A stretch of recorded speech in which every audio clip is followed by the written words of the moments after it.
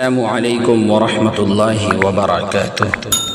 معزز سامعین، اساتذہ کرام، والدین اور میرے پیارے بھائیوں اور بہنوں، آج میں آپ سب کے سامنے ایک بہت ہی اہم دن کے بارے میں بات کرنے آیا ہوں، اور وہ دن ہے 15 اگست، یوم آزادی۔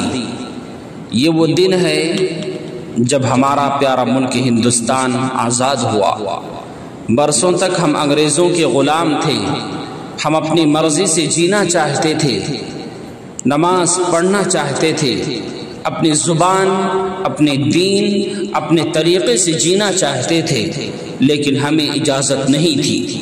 پھر آئے ہمارے بہادر مجاہدین آزادی، انہوں نے بہت محنت کی، قربانیاں دی، کسی نے اپنا گھر چھوڑا، کسی نے جیل میں سالوں گزار دیے، اور کسی نے اپنی جان دے دی، تب جا کر ہمیں ملی یہ آزادی۔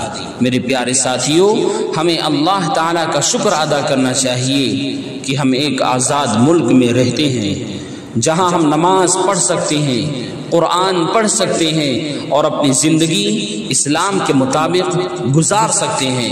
ہم سب کو چاہیے کہ ہم جھوٹ نہ بولیں، صفائی ستھرائی رکھیں، بڑوں کا ادب و احترام کریں، وقت پر اسکول اور مدرسے جائیں، نماز پڑھیں، اور سب سے بڑھ کر اپنے ملک سے محبت کریں، کیونکہ وطن سے محبت ایمان کا حصہ ہے۔ آخر میں ایک شعر، یہ وطن ہمارا ہے، ہم ہیں اس کے پاس ماں، یہ وطن ہمارا ہے، ہم ہیں اس کے پاس ماں، اس کی شان بڑھائیں گے، یہی ہے ہمارا ارماں۔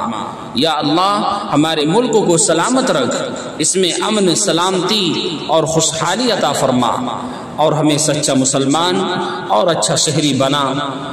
سارے جہاں سے اچھا ہندوستان ہمارا، ہم بلبلیں ہیں اس کی، یہ گلستاں ہمارا۔